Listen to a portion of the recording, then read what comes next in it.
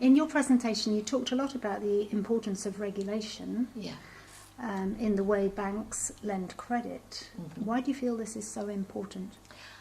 Well, because I think regulation is important to all of human life, actually. It's why we have the 10 Commandments. It's why we have rules about speeding on roads. It's why we have ways in which we, if you like, regulate our appetites. And we recognize throughout history that human beings need to have their appetites regulated in a way. And I'm particularly exercised by the whole issue of credit because throughout the Old and the New Testaments, we know that it's possible for those with money or those with assets to mercilessly exploit those without money and without assets.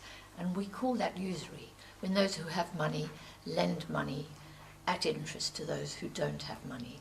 And that's highly exploitative. It places the person with money in a position of immense power. And the Old Testament and the New Testament make clear to us that we have to have regulations over that relationship.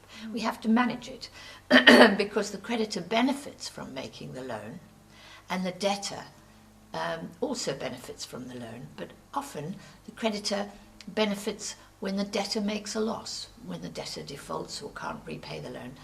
The interest is compounded and the creditor can be better off in those circumstances. So it's important for the relationship between creditors and debtors to be properly managed and regulated, or else we will have the, in my view, unacceptable power of those who are creditors over those who are debtors. And in society, we've always tried to balance that out. But creditors are always trying to tear up those regulations, especially the regulation over the charging of interest. And how might this affect the environment?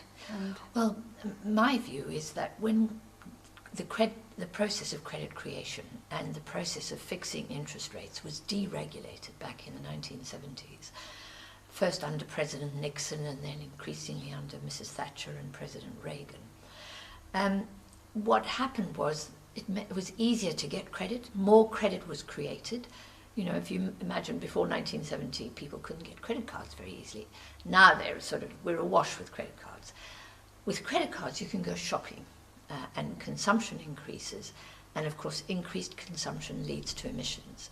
So my argument is that for people of faith wanting to do something about emissions, we have to first of all do something about regulating A, the creation of credit, and B, the rate of interest on credit.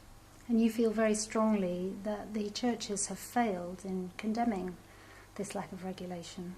Yes. Throughout the Bible, in both the Old and the New Testaments, there are references to the power of money and the power that people with money have to exploit the poor. And we're told that this is forbidden. Usury is prohibited in the Old Testament. Christ very visibly chases the money changers out of the temple. So I'm really concerned that the church should play a really important role in asserting the values and the morality of regulation and of the need to regulate the credit-debtor relationship. And the church has been quite silent on that for many years, and that's given free rein to the people making money out of money. Is there any practical, concrete things that individuals could do to challenge this situation? Well, I think it's hard for individuals to do this, but I think we can speak out. We can speak out in our own homes and in our own communities. We can warn our children of the dangers of getting into severe debt. We can resist the credit card. We can refuse to go, if you like, to the banker's party, where they will give us a credit card and charge us 22% for shopping at a big store. So we can refuse to join the party. And we can change our lives away from credit-fueled consumption and say, no, we'll live within our means and we will live more simply and more sustainably. That would be very subversive activity as far as the banks were concerned. It would deprive them of their most lucrative sources of finance.